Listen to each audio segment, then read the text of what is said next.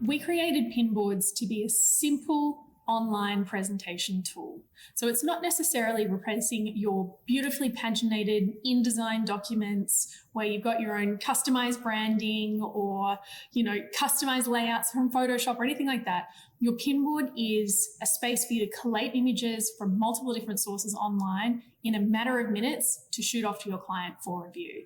So if we dive into an existing one that I have set up here, my Airlie Hill house, we'll go into my concept design. Again, you can set up your Pinboards however you wish. If you want to use it for overall concept design, if you want to do one per space, if you want to do one for snippets of your 3D images, totally up to you how you want to do it. It's quite flexible.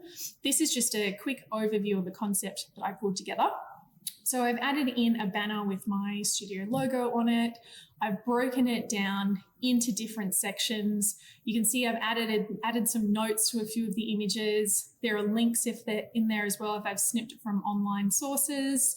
I've got my schemes, again, more concept imagery, materiality, up to you how you want to do it. But essentially it's broken down into sections and you can pull this content in from either your own image library, the web clipper, direct uploads, or your product library. So how this shares, it's really quick and simple to shoot a presentation off to your clients or whoever you need to send it to. You just click on share. Now, you can publish a live link, as you would say a Google Drive link. It generates a custom URL. You can preview it here. As you can see, it sort of gives you like a mini website for your design. So this is mobile and tablet responsive. They can look at it on any device and it will properly lay out all of the images. You've got the option here of viewing it in the detail mode. So if you have included any notes or links, the links are optional, just putting that out there. But if you have included any extra detail, that will be visible. If you want to view it in a presentation mode where it is just purely the images, you switch that on and it gives you this very clean display. So that is your Pinboard high-level overview. Like I mentioned, you can also publish that one to your client dashboard. So if I open it up here, I've set my own little cover images for each of these Pinboards, but essentially it's a gateway into that file. So rather than, again, having to email them these links or email them separate PDF presentations, which is just more stuff for them to keep track of, they've got all of that at their fingertips through the client dashboard. Okay, so how do we pull this Pinboard together? What's involved? Let's create one again from scratch. I'll do my create new, we'll do Pinboard. And this is what our brand new Pinboard looks like. So not a lot going on here. It comes again with one default section here called Untitled. If you want to remove that heading, just click on the heading, highlight the info, and then remove it. That will then just make it just a nice clean segment break. If you at any point want to add a section heading back in, just click on Add Title, change it to whatever you want, and then it will save it as a section title. I prefer having no section title to my first part of the Pinboard, as I like to include my logo.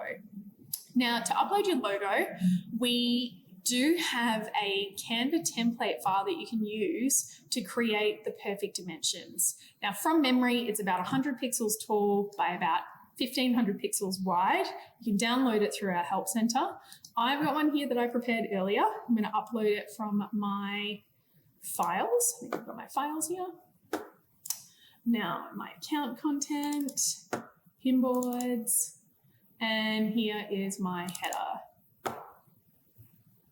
So when you upload or you import an image to your Pinboard, it's a 4-column grid. We've done that so it's very easy to achieve linear, well-aligned presentations without sweating over every single pixel. So this has been imported as a single column image. And then you'll see if you hover your mouse over that image, you've got the option to make it 2 columns, 3 columns, or full width. So if I select full width, there you go. I've now got my header image set up here for my section. I might just add in here, I like to get a bit fancy, do some capitals, look, and feel. There you go. Little option 8, put a little dot in the middle of things here. Play around with it, have fun, do whatever you'd like. So again, you've got your sections. Now, I would typically set up all of my different sections first. So we might do here, let's do a floor plan. And maybe some, I don't know, indicative selections.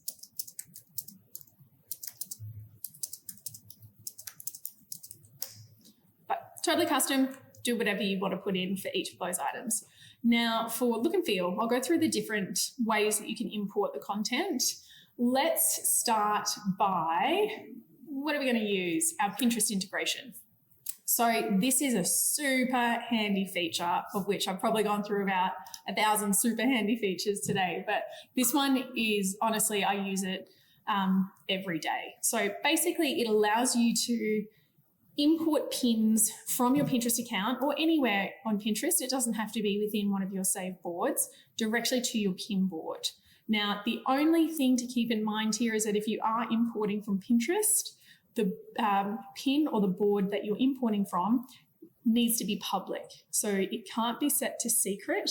Just because of Pinterest's security and privacy, we're not able to access secret boards. So if you do have any content that's contained behind a secret toggle, just temporarily make it public and then switch it back. How this all works. Now, let's just take the URL from the top here. So we've got our Pinterest kitchen, copy that URL, head back into the pin board. Now to add content, click on the plus button here at the section. We'll choose add from Pinterest, paste in our link, press enter, and then like magic, we've got all of the images that have been saved to that board.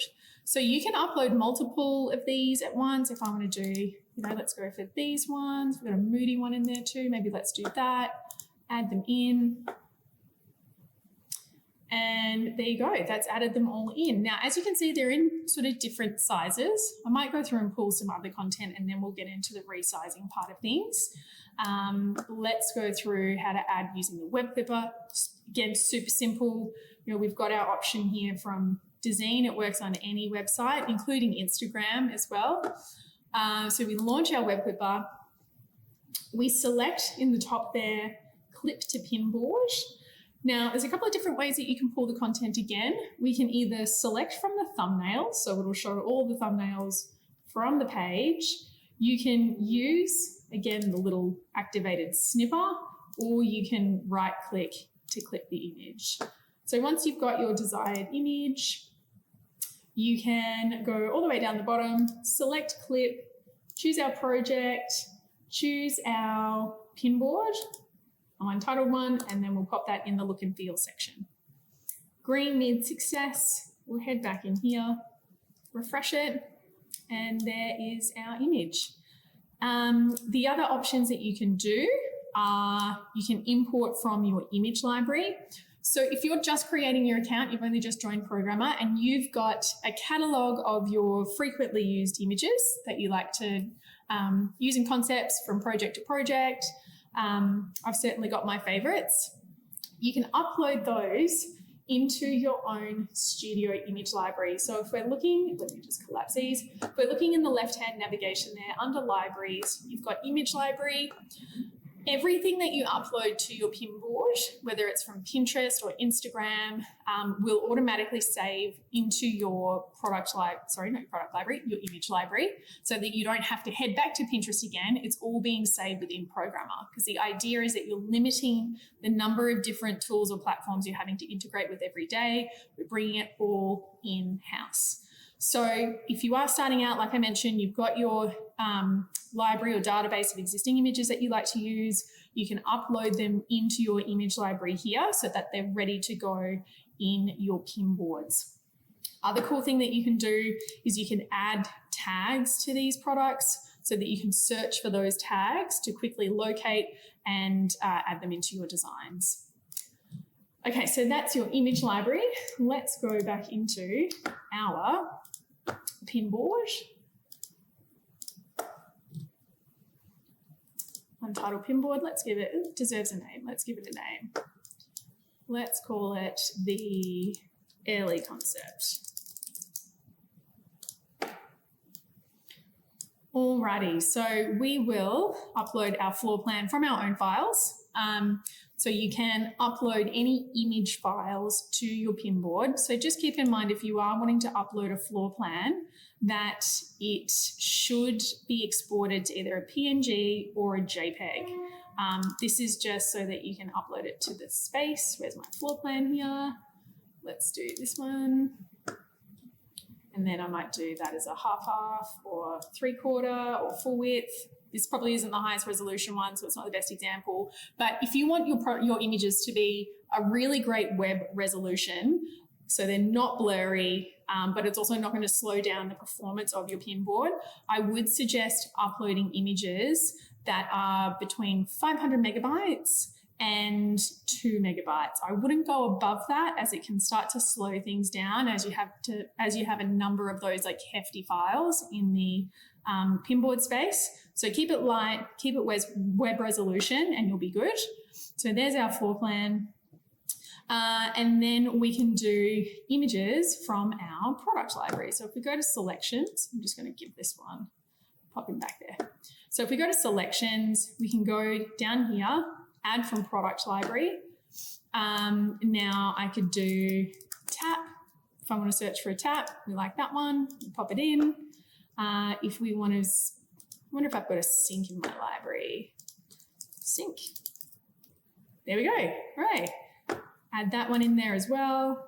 So again, it's just kind of giving us that cross connection between the different parts of Programmer. So I can import those products from my library. They can connect to the concept imagery that I've pulled in, and then it all funnels through to that client dashboard, making things easier for your clients to review in one spot.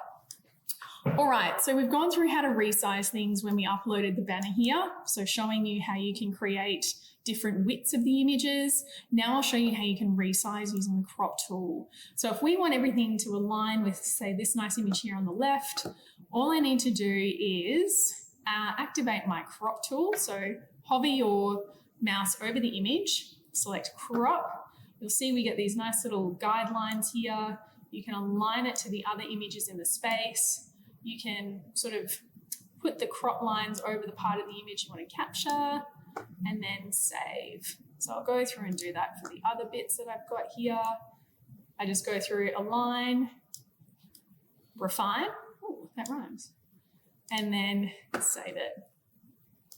And last one here too. So as you can see, you can get a really lovely pulled together presentation where you've brought in your content from Instagram, you've brought in your content from the library, you've brought in your content from the web clipper. It's taken us less than 10 minutes, and you've got it in a presentable state that you can send it to your clients.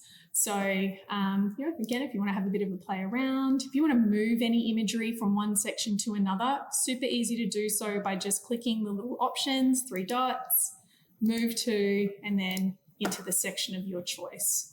So, there you go. Then when you want to go and share it, we briefly touched on that before, you can share, publish it to your client dashboard, add their details in, or choose to publish that one to the web. So that is the high-level overview of how you can use your Pinboard to pull together a really lightweight, easy to put together, easy to digest presentation, and then publish that to your client dashboard so they've got the full picture of all of your project information in one spot. Now, if you've got any questions on any of the upload methods, layouts, cropping, resizing that we just ran through, please feel free to put those in live chat now.